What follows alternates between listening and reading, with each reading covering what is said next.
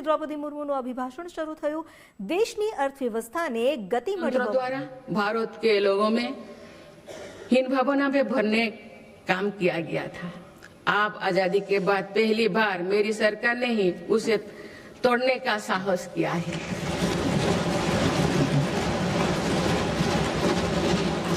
माननीय सदस्यगण, आज देश अपनी सांस्कृतिक धरोहर को सहजने और संवारने के लिए हर मोर्चों पर काम कर रहा है। इसी दिशा में मेरी सरकार के प्रयासों से 100 वर्षों बाद भगवान बुद्ध के पवित्र अवशेष वापस भारत लौटे।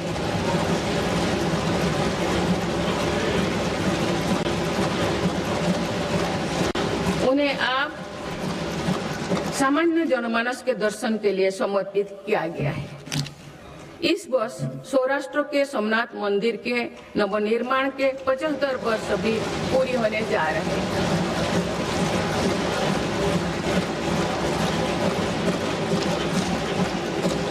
सोमनाथ मंदिर पर हुए आक्रमण के बाद 1000 वर्षों की यात्रा भारत की धार्मिक निष्ठा, समानता, संस्कृति और चिरस्थायी का प्रतीक है। इस अवसर पर जिस उत्साह से देश भर के लोगों ने सोमनाथ स्वाभिमान पर्व में हिस्सा लिए हैं, वो अतुलनीय है।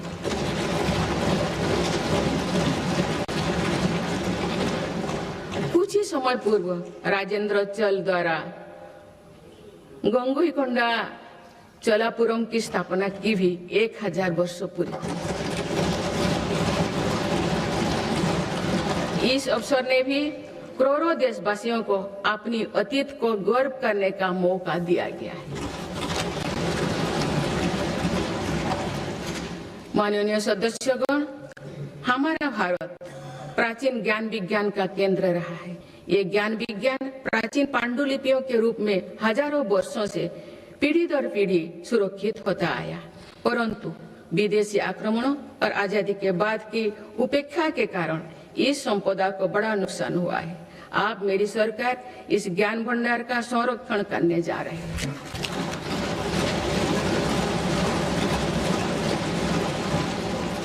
ज्ञान भारतम अभियान के माध्यम से देश भर के प्राचीन पांडुलिपियों के डिजिटलीकरण का काम शुरू किया गया है। आने वाले समय में ये प्रयास भारतीय ज्ञान परंपरा को सुरक्षित करने और जन सुलभ बनाने में महत्वपूर्ण भूमिका निभाएंगे। माननीय सदस्यगण, मेरी सरकार देश की आदिवासी विरासत को संरक्षित करने के लिए आदिवासी म्यूजियम भी बनवा रहे हैं। इसी क्रम में हाल ही में छत्तीसगढ़ में शहीद वीर नारायण सिंह आदिवासी स्वतंत्रता संग्राम सेनानी संग्रहालय को लोकार्पित किया गया है। मुझे एक कहते हुए प्रसन्नता हो रही है कि मेरे सरकार ने देश के संविधान का संताली भाषा में अनुवाद करवाया है और आदिवासी समाज का गौरव बढ़ाया है।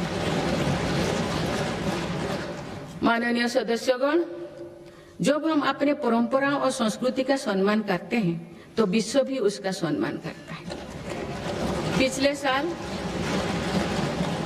साल यूनेस्को ने हमारे पर्व दीपावली को अपनी intangible cultural heritage of humanity की लिस्ट में शामिल किया है। दीपावली की पूरी दुनिया में बढ़ती लोकप्रियता के साथ ही यूनेस्को द्वारा उसका रिकॉग्निशन हम सब भारतीयों के लिए गर्व की बात है। माननीय सदस्यगण, विभिन्न मतों, अलग अलग विचारों के बीच ये सर्वमान्य है कि राष्ट्र से बड़ा कुछ नहीं है। पूज्य महात्मा गांधी, नेहरू जी, बाबा साहेब, सरदार पटेल, जेपी जी, लोहिया जी, पंडित दीनदयाल उपाध्याय, अटल जी सभी इसी विचार के रहे हैं कि लोकतंत्र में विषय पर भेदभाव होना स्वाभाविक है, लेकिन कुछ विषय मतभेदों से परे होना चाहिए।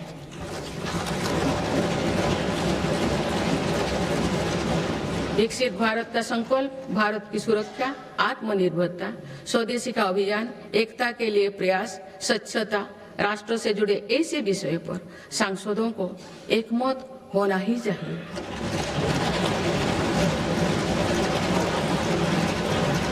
हमारे संविधान की भावना भी यही है।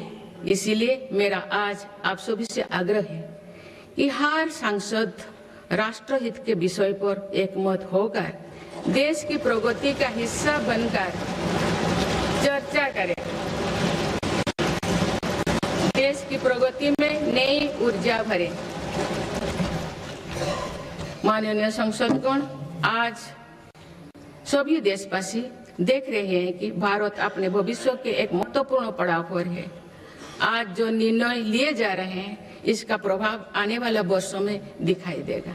विकसित भारत का लक्ष्य भी किसी एक सरकार या एक पीढ़ी तक सीमित नहीं है। ये एक सतत यात्रा है।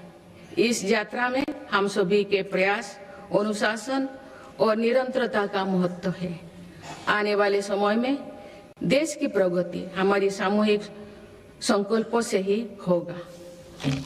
मुझे विश्वास है कि संसद, सरकार और नागरिक तीनों मिलकर विकसित भारत के संकल्प को सिद्ध करेंगे।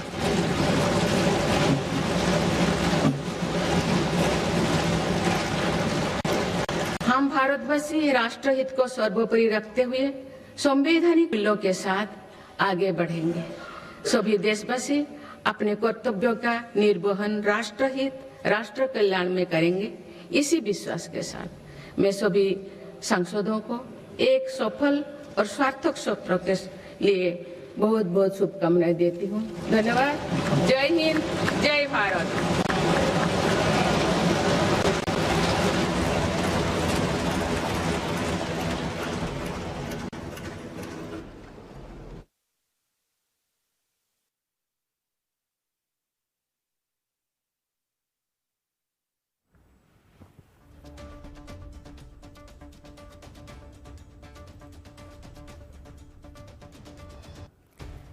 તો 18મી લોકસભાનું આ બજેટ સત્ર જેના પહેલા ભાગનો પ્રારંભ થઈ ચૂક્યો છે રાષ્ટ્રપતિના અભિભાષણથી। રાષ્ટ્રપતિ દ્રૌપદી મુર્મુએ અભિભાષણ કરતા દેશની અર્થવ્યવસ્થાની ગતિનું વર્ણન કર્યું, સાથે પોતાની સરકારે કરેલી જે સિદ્ધિઓ હાંસલ કરી તેનું પણ તેમણે વર્ણન કર્યું। ગરીબ અને દલિતો માટે સરકાર સતત પ્રતિબદ્ધ છે અને કામ કરી રહી હોવાનું પણ તેમણે જણાવ્યું। આ ઉપરાંત જીએસટીમાં ઐતિહાસિક સુધારા તેમજ રાષ્ટ્રીય શિક્ષણ નીતિમાં જે સુધારા કરવામાં આવ્યા તેનું પણ તેમણે વર્ણન કર્યું। મેક ઇન ઇન્ડિયાની દુનિયામાં ગૂંજ થઈ રહી છે। આંતરરાષ્ટ્રીય સ્તર પર ભારત અને ભારતનું અર્થતંત્ર એ મજબૂતીથી આગળ વધી રહ્યું હોવાનું તેમણે જણાવ્યું। રોજગાર મેળા દ્વારા લાખો યુવકોને રોજગારી આપવામાં આવી છે।